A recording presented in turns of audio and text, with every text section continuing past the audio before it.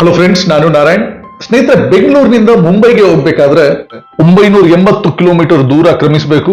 ಇದಕ್ಕೆ ಈಗ ಸಾಧಾರಣವಾಗಿ 18ರಿಂದ 20 ಗಂಟೆಗಳು ನಾವು ಪ್ರಯಾಣಿಸಬೇಕಾಗ್ತದೆ. ಇದರಲ್ಲಿ ಹೆಚ್ಚು ಸಮಯ ತೆಗೆದುಕೊಳ್ಳೋದು ಬೆಂಗಳೂರಿನಿಂದ ಪೂನಾವರೆಗೆ ತಲುಪಲಿಕ್ಕೆ.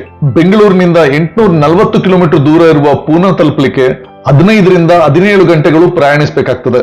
ಪೂನಾ ತಲುಪಿದ ನಂತರ ಅಲ್ಲಿಂದ ಮುಂಬೈ ಪೂನಾ ಎಕ್ಸ್ಪ್ರೆಸ್ ವೇನಲ್ಲಿ ಕೇವಲ 2 ಗಂಟೆಗಳಲ್ಲಿ 94.5 ಕಿಲೋಮೀಟರ್ ದೂರ ಕ್ರಮಿಸಿ ನಾವು ಮುಂಬೈ ತಲುಪಬಹುದು. ಮತ್ತು ಮುಂಬರುವ ದಿನಗಳಲ್ಲಿ ಖಂಡಾಲಾ ಘಾಟ್ ನಲ್ಲಿ ಬರುವ ಕೋಪ್ಲಿಯಿಂದ ಕುಶ್ಗಾಂವ್ ವರೆಗೂ ನಿರ್ಮಾಣ ಆಗುತ್ತಿರುವ ಟನಲ್ ಮತ್ತು ಬ್ರಿಡ್ಜ್ ನ ನಿರ್ಮಾಣ ಮುಗಿದರೆ ಕೇವಲ 1 ಗಂಟೆಗಳಲ್ಲಿ ಪೂನಾದಿಂದ ಮುಂಬೈ ತಲುಪಬಹುದು. ಈಗ ನಾವು ಬೆಂಗಳೂರಿನಿಂದ ಮುಂಬೈ ತಲುಪಲು ಒಳ್ಳೆ ರಸ್ತೆಗಳೇನೋ ಇದೆ, ಆದ್ರೆ ಮುಂದೆ ನಿರ್ಮಾಣ ಆಗಲಿರುವ ಹೊಸ ಗ್ರೀನ್ ಫೀಲ್ಡ್ ಎಕ್ಸ್ಪ್ರೆಸ್ ವೇನಲ್ಲಿ ನಾವು ಬೆಂಗಳೂರಿನಿಂದ ಪೂನಾ ತಲುಪಲು ಮುಂಚೆ ಕ್ರಮಿಸಬೇಕಾಗಿದ್ದ 840 ಕಿಲೋಮೀಟರ್ ದೂರದಲ್ಲಿ 140 ಕಿಲೋಮೀಟರ್ ಕಮ್ಮಿ ಆಗಲಿದ್ದು, ಈ ಎಕ್ಸ್ಪ್ರೆಸ್ ವೇನಲ್ಲಿ ನಾವು ಬೆಂಗಳೂರಿನಿಂದ ಪೂನಾಗೆ 702.4 ಕಿಲೋಮೀಟರ್ ದೂರ ಕ್ರಮಿಸಿ ಕೇವಲ 7ರಿಂದ 8 ಗಂಟೆಗಳಲ್ಲಿ ಬೆಂಗಳೂರಿನಿಂದ ಪೂನಾ ತಲುಪಬಹುದಾಗಿದೆ. ಇದು ನಿಜ ಸ್ನೇಹಿತರೆ. ಕ್ವೀನ್ ಆಫ್ ಡೆಕ್ಕನ್ ಎಂದೇ ಪ್ರಖ್ಯಾತಿ ಹೊಂದಿರುವ ಪೂನಾಗೆ ಮತ್ತು ಫೈನಾನ್ಷಿಯಲ್ ಕ್ಯಾಪಿಟಲ್ ಆಫ್ ಇಂಡಿಯಾ ಆದ ಮುಂಬೈಗೂ ಮತ್ತು ಸಿಲಿಕಾನ್ ವ್ಯಾಲಿ ಆಫ್ ಇಂಡಿಯಾ ಆದ ನಮ್ಮ ಬೆಂಗಳೂರಿಗೂ ಮುಂದೆ ಸೇಫೆಸ್ಟ್ ಅಂಡ್ ಫಾಸ್ಟೆಸ್ಟ್ ಆಗಿ ತಲುಪಬಹುದಾದ ಬೆಂಗಳೂರು ಪೂನಾ ಎಕ್ಸ್ಪ್ರೆಸ್ ವೇ ಬಗ್ಗೆ ಈ ವಿಡಿಯೋದಲ್ಲಿ ಎಲ್ಲ ಡೀಟೇಲು ಹೇಳ್ತಾ ಹೋಗ್ತೀನಿ. ಈ ಪ್ರಾಜೆಕ್ಟಿನ ಪ್ರಸ್ತಾವನೆ ಶುರುವಾಗಿದ್ದು 2019ರಲ್ಲಿ. ಇದಾದ ನಂತರ ಕೇಂದ್ರ ಮತ್ತು ರಾಜ್ಯ ಸರ್ಕಾರಗಳ ಒಪ್ಪಿಗೆ ಸಿಕ್ಕಿ ಡೀಟೇಲ್ ಪ್ರಾಜೆಕ್ಟ್ ರಿಪೋರ್ಟ್ ಮಾಡುವ ಕೆಲಸ ಪ್ರಾರಂಭ ಆಯಿತು ಮತ್ತು ಈ ರಸ್ತೆಯನ್ನು ಭಾರತಮಾಲಾ ಪರಿಯೋಜನೆ ಫೇಸ್ 2ರಲ್ಲಿ ಸೇರಿಸಲಾಯಿತು. ಈ ರಸ್ತೆಯನ್ನು 100 ಮೀಟರ್ ಅಗಲದ 6 ಲೇನ್ ರಸ್ತೆಯನ್ನಾಗಿ, ಮುಂದೆ ಈ ರಸ್ತೆಯನ್ನು 8 ಲೇನ್ ರಸ್ತೆಯನ್ನಾಗಿ ಅಪ್ಗ್ರೇಡ್ ಮಾಡಬಹುದಾದ ಗ್ರೀನ್ ಫೀಲ್ಡ್ ಎಕ್ಸ್ಪ್ರೆಸ್ ವೇ ರಸ್ತೆಯನ್ನಾಗಿ ನಿರ್ಮಿಸಲಾಗ್ತಿದೆ.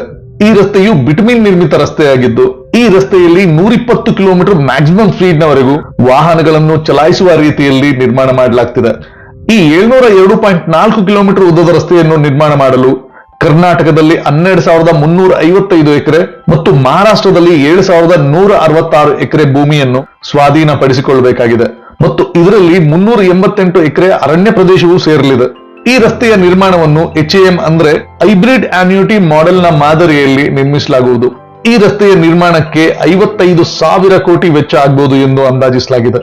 ಈ ಬೆಂಗಳೂರು ಪುಣೆ ಎಕ್ಸ್ಪ್ರೆಸ್ ವೇ ರಸ್ತೆ 12 ಜಿಲ್ಲೆಗಳ ಮೇಲೆ ಹಾದು ಹೋಗಲಿದ್ದು, ಮಹಾರಾಷ್ಟ್ರದಲ್ಲಿ 3 ಜಿಲ್ಲೆ ಪುಣೆ, ಸತಾರಾ, ಸಾಂಗ್ಲಿ ಮತ್ತು ಕರ್ನಾಟಕದಲ್ಲಿ 9 ಜಿಲ್ಲೆಗಳಾದ ಬೆಳಗಾವಿ, ಬಾಗಲಕೋಟೆ, ಗದಗ, ಕೊಪ್ಪಳ, ವಿಜಯನಗರ, ದಾವಣಗೆರೆ, ಚಿತ್ರದುರ್ಗ, ತುಮಕೂರು ಮತ್ತು ಬೆಂಗಳೂರು ರೂರಲ್ ಜಿಲ್ಲೆಗಳ ಮೇಲೆ ಹಾದು ಹೋಗಲಿದೆ.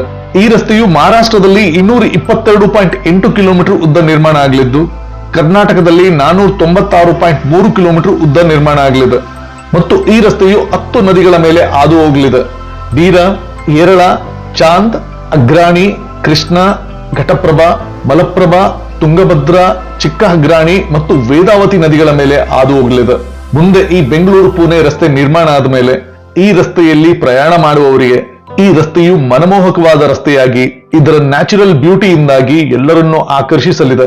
ಈ ರಸ್ತೆಯ ಕೆಲವು ಭಾಗದಲ್ಲಿ ಮಳೆಗಾಲದಲ್ಲಿ ನೀರು ಹೆಚ್ಚು ಹರಿಯುವ ಜಾಗಗಳಿದ್ದು, ಈ ರಸ್ತೆಯ ನಿರ್ಮಾಣವನ್ನು ಮುಂದೆ ಈ ತರದ ಸಮಸ್ಯೆಗಳು ಬಂದರೂ ಯಾವುದೇ ಸಮಯದಲ್ಲಿ ಈ ರಸ್ತೆಯಲ್ಲಿ ನೀರು ನುಗ್ಗುವ ಅಥವಾ ನೀರು ನಿಲ್ಲುವ ತೊಂದರೆ ಇರದ ರೀತಿಯಲ್ಲಿ ಈ ರಸ್ತೆಯನ್ನು ವಿನ್ಯಾಸಗೊಳಿಸಲಾಗ್ತಿದೆ. ಈ 100 ಮೀಟರ್ ಅಗಲದ ರಸ್ತೆಯ 2 ಬದುವಿನಲ್ಲಿ ಮರಗಳನ್ನು ನೆಡಲಾಗುವುದು ಮತ್ತು ರಸ್ತೆಯ ನಡುವಿನಲ್ಲಿ 15 ಮೀಟರ್ ಅಗಲದ ಜಾಗವನ್ನು ಬಿಡಲಾಗುವುದು. ಮುಂದೆ ರಸ್ತೆಯ ಅಗಲೀಕರಣವನ್ನು ರಸ್ತೆಯ ನಡುವಿನಲ್ಲಿ ಮಾಡಲಿಕ್ಕೆ ಅನುಕೂಲವಾಗುವಂತೆ. ಈ ಬೆಂಗಳೂರು ಪುಣೆ ಎಕ್ಸ್ಪ್ರೆಸ್ ವೇ ಯಾವ ಊರುಗಳ ಮೇಲೆ ಹಾದು ಹೋಗ್ತದೆ ಎಂದು ನೋಡೋದಾದ್ರೆ, ಮಹಾರಾಷ್ಟ್ರದ ಪುಣೆ ಹತ್ತಿರ ಇರುವ ಕೋಪಿ ಗ್ರಾಮದ ಬಳಿ ಶುರುವಾಗುವ ಈ ರಸ್ತೆ ಮುಂದೆ ಬೋರ್, ಖಂಡಾಲಾ, ಪಲ್ಟಾನ್, ಕೋರೆಗಾಂವ್, ಖಟವ್, ಖಾನಾಪುರ್, ಕಸ್ಗಾಂವ್, ಕವಾಟೆ ಮಾನ್ಕಲ್ ಮತ್ತು ಮೀರಜ್ ಇಷ್ಟು ಊರುಗಳು ಮಹಾರಾಷ್ಟ್ರದಲ್ಲಿ ಬಂದರೆ, ಮುಂದೆ ಕರ್ನಾಟಕವನ್ನು ಪ್ರವೇಶಿಸುವ ಈ ರಸ್ತೆಯಲ್ಲಿ ಅಥಣಿ, ರಬಕವಿ ಬನಹಟ್ಟಿ, ಜಮಖಂಡಿ, ಮುಧೋಳ್, ರಾಮದುರ್ಗ, ಬಾದಾಮಿ, ನರಗುಂದ, ರೋಣ, ಕುಕ್ನೂರ್, ಕೊಪ್ಪಳ, ಅಗರಿಬೊಮ್ಮನಹಳ್ಳಿ, ಕೂಡ್ಲಿಗಿ, ಜಗಳೂರ್, ಚಳ್ಳಕೆರೆ, ಹಿರಿಯೂರ್, ಶಿರಾ, ಮಧುಗಿರಿ, ಕೊರಟಗೆರೆ, ತುಮಕೂರು ಮತ್ತು ಅಲ್ಲಿಂದ ದಾಬಸ್ಪೇಟೆ ಮತ್ತು ದೊಡ್ಡಬಳ್ಳಾಪುರದ ನಡುವೆ ಸಾಗುವ Bengaluru satellite town ring road ನಲ್ಲಿ ಬರುವ ಮುತ್ತಗದ ಹಳ್ಳಿಯಲ್ಲಿ ಈ ರಸ್ತೆಯು ಮುಕ್ತಾಯವಾಗುತ್ತದೆ. ಈ ರಸ್ತೆಗೆ ಬೇಕಿದ್ದ ಎಲ್ಲ ಅಪ್ರೂವಲ್ಗಳು ದೊರೆತಿದ್ದು, ಈ ರಸ್ತೆಯ ಭೂಮಿ ಅತಿಗ್ರಹಣದ ಕೆಲಸ ನಡೆಯುತ್ತಿದೆ. ಮುಂದೆ ಯಾವುದೇ ತೊಂದರೆ ಇಲ್ಲದೆ ಎಲ್ಲ ಕೆಲಸಗಳು ಸಮಯಾನುಸಾರ ಆದರೆ ಈ ರಸ್ತೆಯ ನಿರ್ಮಾಣದ ಕೆಲಸವು 2028ರ ಅಂತ್ಯಕ್ಕೆ ಮುಗಿಯಬಹುದು ಎನ್ನಲಾಗ್ತಿದೆ.